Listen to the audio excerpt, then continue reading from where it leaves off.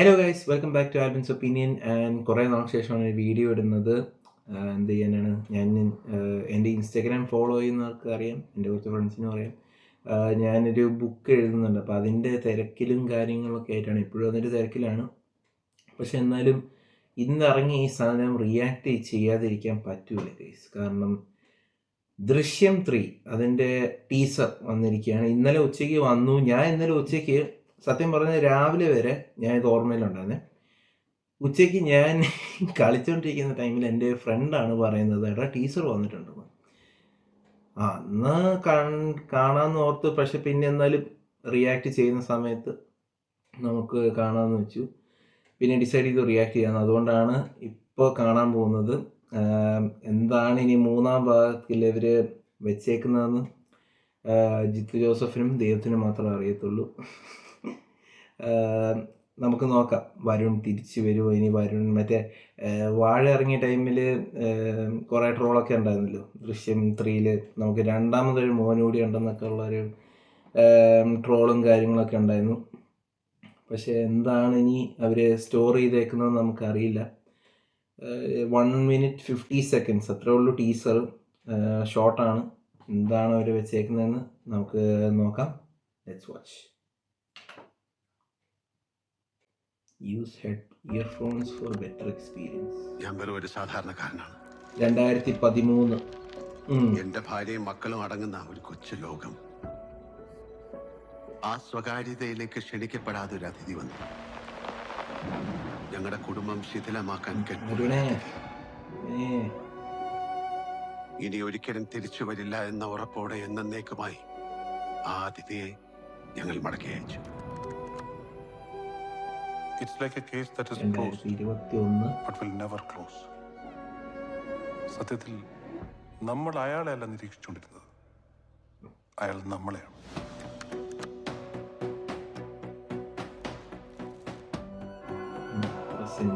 ജനിച്ചപ്പം മുതൽ തുടങ്ങിയതാണ്. സ്വന്തമെന്ന് പറയാൻ ആരുമില്ലായിരുന്നു. കഷ്ടപ്പെട്ട് അധ്വാനിച്ച് ഞാൻ സ്വന്തമാക്കിയതാണ് എന്റെ കുടുംബം. അത് തകരുമെന്നൊരു ഘട്ടം വന്നപ്പോ മുന്നും പിന്നും ചിന്തിക്കാതെ പ്രവർത്തിച്ചു പോയി. അതിനിടയിൽ ആരൊക്കെ വേദനിക്കുന്നെന്ന് ഞാൻ മനസ്സിലാക്കിയില്ല. ഇപ്പൊ പേടിയാ സാറേ. ഇതുപോലെ ഇനി ആരൊക്കെ ഉണ്ടെന്ന് എനിക്കറിയില്ല.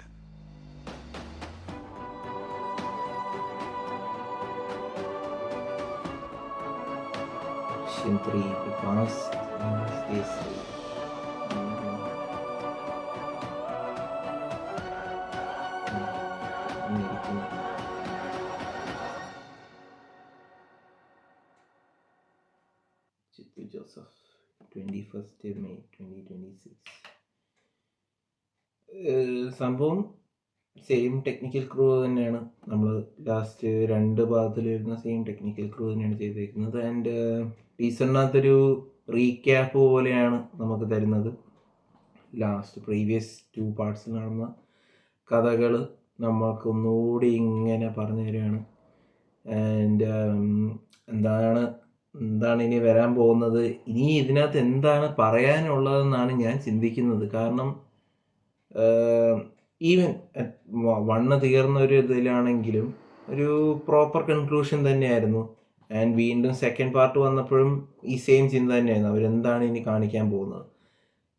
സെക്കൻഡ് പാർട്ടാണെങ്കിലും നല്ല രീതിയിൽ തന്നെ എൻഡ് ചെയ്തു. ആൻഡ് വീണ്ടും തേർഡ് പാർട്ട് വീണ്ടും കൊണ്ടുവരുന്നു. എന്താണ് ഇതിനകത്തുള്ളതെന്ന് ദൈവത്തിന് അറിയാം. ചിലപ്പോൾ ഒരു നല്ലതായിരിക്കാം, ചിലപ്പോൾ മോശമായിരിക്കാം, അറിഞ്ഞുകൂടാ എന്തായി തീരുമെന്ന്. എനിക്ക് പക്ഷേ 2-നേക്കാട്ടിലും കുറച്ചുകൂടി ഇഷ്ടം 1. 2 ഇഷ്ടമല്ലെന്നല്ല ഞാൻ പറയുന്നത്, പക്ഷെ 1 ഉണ്ടാക്കിയൊരു ഇമോഷണൽ ഇമ്പാക്റ്റ് ഉണ്ട്. അതായത് നമുക്ക് ഫസ്റ്റ് ഹാഫിൽ വന്ന ഒരു ഫാമിലി പരിപാടിയിൽ നിന്ന് പെട്ടെന്നൊരു എന്താ പറയുക, ഒരു ടോൺ ചേഞ്ചും പ്ലോട്ട് വേറെ ആവുന്നതും ഒക്കെ, ആ പ്ലോട്ട് ട്വിസ്റ്റും കാര്യങ്ങളൊക്കെ വരുമ്പോൾ നമുക്ക് അതിനകത്തൊരു ഇമ്പാക്റ്റ് ക്രിയേറ്റ് ചെയ്യുന്നുണ്ട്.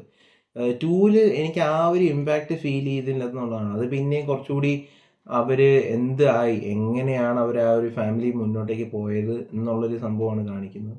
Still it work for me, കുഴപ്പമില്ലായിരുന്നു. ഇനിയിപ്പോൾ ഇതെന്തായി തീരുന്നു. ഇപ്പോൾ എസ്പെഷ്യലി ജിത്തു ജോസഫിന് ഇതൊരു എന്താ പറയുക, ഇത് ഹിറ്റായണം, അല്ലെങ്കിൽ പണിയാണ്. കാരണം പുള്ളിയുടെ കഴിഞ്ഞിടയ്ക്ക് ഇറങ്ങിയ കുറച്ച് പടങ്ങൾ വൻ ശോകമായിട്ടാണ് പോയത്. അതിനകത്ത് മിറാജ് മാത്രം എനിക്ക് കുഴപ്പമില്ലാതെ ഫീൽ ചെയ്തു. കുഴപ്പമില്ലാന്ന് വെച്ചാൽ ഇറ്റ്സ് ഓക്കെ, പക്ഷേ സ്റ്റിൽ ഒരുപാട് ഓവറാക്കിപ്പോയി പരിപാടി. പക്ഷെ ഈ ലാസ്റ്റ് ഇടയ്ക്ക് ഇറങ്ങിയ വലതുവശത്തെ കള്ളൻ അത് എനിക്ക് ഒട്ടും വർക്കായില്ല സിനിമ. ഇറ്റ് വാസ് പരിതാപകരമായിരുന്നു എന്ന് തന്നെ ഞാൻ പറയും എക്സിക്യൂഷനിൽ. പിന്നെയെന്ന് പറഞ്ഞാൽ പുള്ളിയല്ല ഇപ്പോൾ പുള്ളിയുടെ പടങ്ങൾ റൈറ്റ് ചെയ്യുന്നത്, പുള്ളി ഡയറക്റ്റ് ചെയ്യുന്നേ ഉള്ളൂ. പക്ഷെ ആ ഡയറക്ഷൻ്റെ ഒരു നമുക്ക് പുള്ളിയുടെ പഴയ പടങ്ങൾ ഫീൽ ചെയ്യുന്ന ഒരു ക്വാളിറ്റി അല്ലെങ്കിൽ ആ ഒരു സ്റ്റാൻഡേർഡ് നമുക്ക് ഫീൽ ചെയ്യുന്നേ ഇല്ല. സോ എന്തായി തീരുമെന്ന് ഇതിനകത്തുനിന്ന് നമുക്ക് നോക്കാം. 21 മെയ് മോഹൻലാലിൻ്റെ ബർത്ത്ഡേയിലാണ്, ലാലേട്ടൻ്റെ ബർത്ത്ഡേയുടെ അന്നാണ് പടം ഇറങ്ങുന്നത്. നമുക്ക് വെയിറ്റ് ചെയ്യാം എന്തായി തീരുമെന്ന്. So until the next. ഇനിയിപ്പോൾ നാളെ പേട്രിയറ്റ് വരുന്നുണ്ട്, എന്തായി തീരുമെന്തോ. അഡ്വാൻസ് ബുക്കിംഗ് ഒക്കെ ഞാൻ ഓർത്ത് എമ്പുരാൻ്റെ റെക്കോർഡ് തകർക്കുന്നു, പക്ഷെ തകർത്തില്ല. ബിക്കോസ് ആസ് യു നോ അതിൻ്റെ ഹൈപ്പ് അങ്ങനെ ആ ഒരു എമ്പുരാൻ ലെവൽ ഹൈപ്പ് അല്ല ഈ സിനിമയ്ക്കുള്ള. ഇതിന് ആൻഡ് സ്റ്റിൽ അത് നല്ലൊരു കാര്യമായിട്ടാണ് എനിക്ക് ഫീൽ ചെയ്യുന്നത്. കാരണം അത്രയും ഓവർ എക്സ്പെക്റ്റേഷനോടെ ആൾക്കാർ പോകത്തില്ല എന്ന് ഞാൻ വിശ്വസിക്കുന്നു. ഞാൻ അങ്ങനെയല്ല പോകുന്നത് പടം കാണുന്നുണ്ടെങ്കിൽ.